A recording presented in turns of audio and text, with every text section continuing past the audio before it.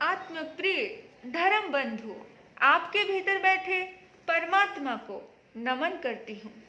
प्रिय आत्मन, एक घटना जो मुझे अंदर तक प्रभावित करती है और मन में बहुत ज्यादा एक गहरी डुबकी लगाने का मन करने लगता है।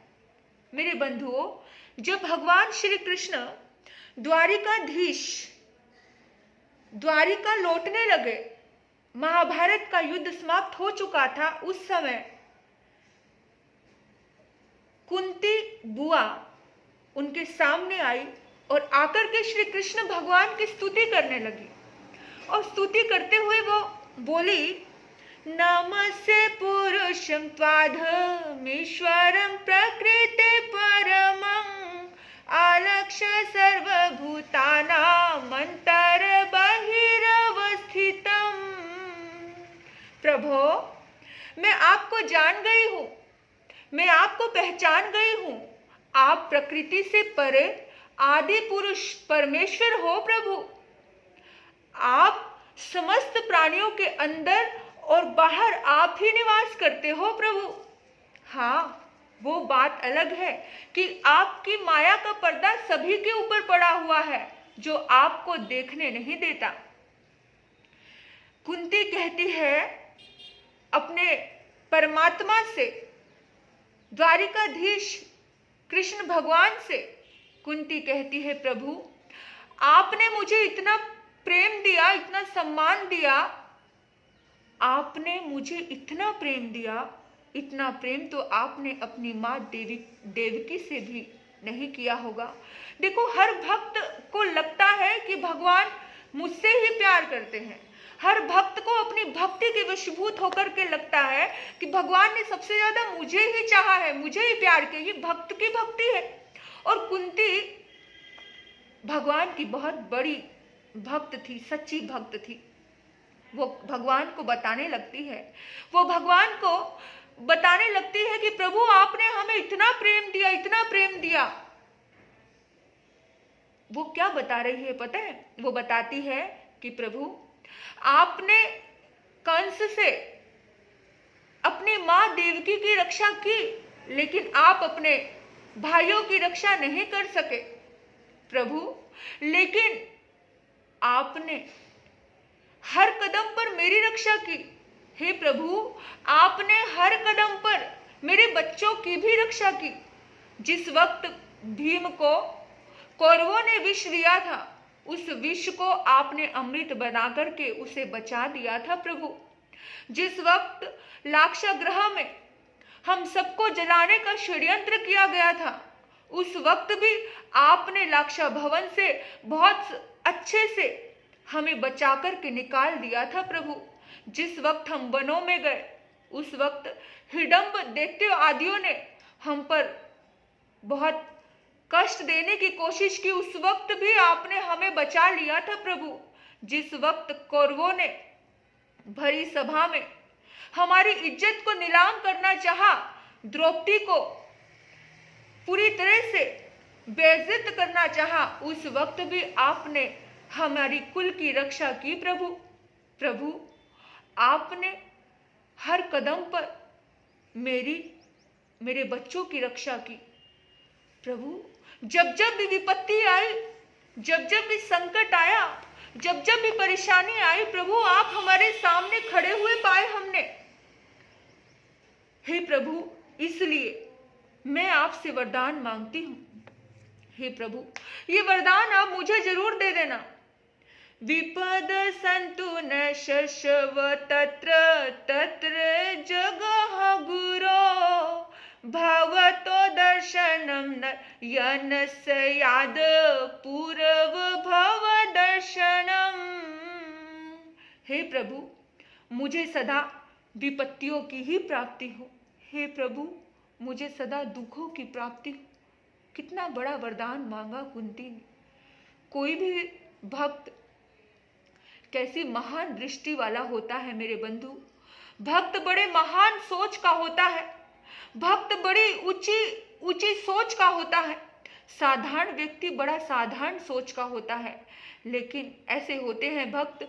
कुंती कहती है कि प्रभु मुझे सदैव विपत्ति चाहिए, मुझे सदैव दुख चाहिए। मैं तो आप सबको और खुद को भी यही कहना चाहती हूँ कि भगवान से कभी मत मांगना कि प्रभु मुझे ये दे दो, मुझे वो दे दो। भगवान से कभी मत मांगना कि प्रभु मुझे संसार की सुख सुविधाएं दे दो। अरे मेरे बंधुओं, भगवान से मांगने का अगर मौका मिले तो भगवान से भगवान को ही मांगना, भगवान से अपने आत्मा की ताकत को ही मांगना। कभी मत कहना कि प्रभु विपत्तियों से रक्षा करो, नहीं। एक प्रार्थना हमेशा भगवान के सामने करना, करो रक्षा विपत्ति से, नहीं ये प्रार्थना मेरी। करो रक्षा विपत्ति से, नहीं ये प्रार्थना मेरी। कैसी प्रार्थना करना कि प्रभु करो रक्षा विपत्ति से, नहीं ये प्रार्थना मेरी प्रार्थना नहीं है। प्रार्थना कैसी है, कैसी प्रार्थना करें? प्रार्थना करनी है, विपत्ति से न घबराऊं प्रभु ये प्रार्थना मेरी। विपत्ति से न घबराऊं प्रभु ये प्रार्थना मेरी। भक्त हृदय ऐसा ही होता है। बुआ कुंती कहती है कि हे प्रभु, आपने जब जब भी हम पर विपत्ति पड़ी, आपने हमें दर्शन दिया। जहां विपत्ति होती है वहां पर आप होते हो, आपका दर्शन होता है। आपका दर्शन इस संसार सागर से तिराने वाला है, इस संसार सागर के चक्रों से हमें मुक्त करने वाला है। हे प्रभु, हमें आपका दर्शन मिले। विपदो नेव विपद, संपदो नेव संपद, विपद विस्मरणं विष्णो संपन्ने नारायणं समृद्धि। विपत्ति विपत्ति नहीं होती और संपत्ति संपत्ति नहीं होती। तो विपत्ति और संपत्ति क्या होती है? प्रश्न है। भगवान को भूलना ही विपत्ति है और भगवान को स्मरण करना, भगवान को याद करना ही संपत्ति है। आज सारी दुनिया संपत्ति चाहती है ना? बोलिए, सारी दुनिया संपत्ति चाहती है। सारी दुनिया चाहती है मेरे आसपास संपत्ति हो, सुख हो, समृद्धि हो, आनंद हो, खुशियां हो, सब चाहते हैं। लेकिन मेरे बंधुओं, विपत्ति और संपत्ति में क्या अंतर है?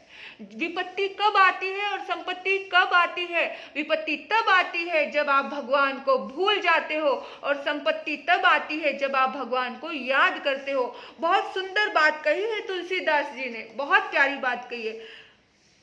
कह हनुमंत विपत्ति प्रभु सोई, जब तक सिमरन भजन न होई। कह हनुमंत विपत्ति प्रभु सोई, जब तक सिमरन भजन न होई। जब भगवान का भजन नहीं होता तब विपत्ति आती है मेरे बंधुओं।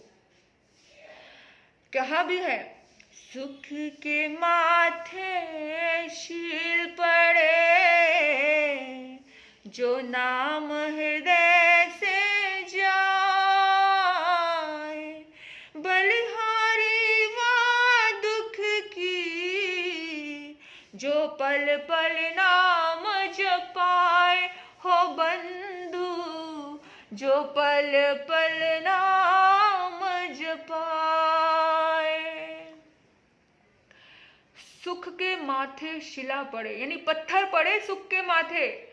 सुख में जब व्यक्ति भगवान को भूल जाता है, बलिहारी दुख की। धन्यवाद है दुख का जो भगवान को याद दिलाता है, जो भगवान की स्मरण करवाता है, जो भगवान को भूलने नहीं देता। कहते भी हैं, दुख में सिमरण सब करे, सुख में करे न कोई। दुख में सिमरण सब करे, दुख में करे न कोई।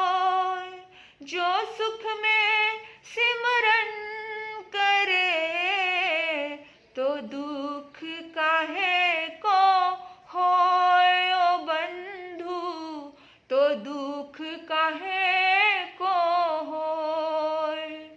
सुख से अच्छा दुख होता है।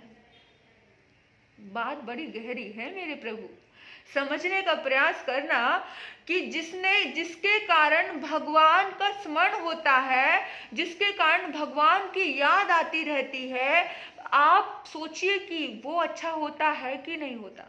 वो अच्छा होता है। जिसके कारण पग पग पे परमात्मा का याद ध्यान रहे, परमात्मा का ख्याल रहे, वही अच्छा होता है। तो बुआ कुंती कहती है कि हे प्रभु, मुझे एक ही वरदान देना कि मेरी जिंदगी में सदैव दुख आए, मेरी जिंदगी में सदैव दुख आए। और कहते हैं उस वक्त भगवान श्री कृष्ण इतना खुश हो जाते हैं कुंती बुआ पर, और भगवान कृष्ण कुंती को निष्काम भक्ति का वरदान देते हैं। ऐसी निष्काम भक्ति हमारे भीतर में भी प्रकट हो प्रभु।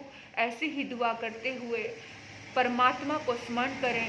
इन्हीं सद्भाव से आपने मुझे सुना, आपके भीतर बैठे परमात्मा को नमन करते हुए ओम शांति, ओम शांति।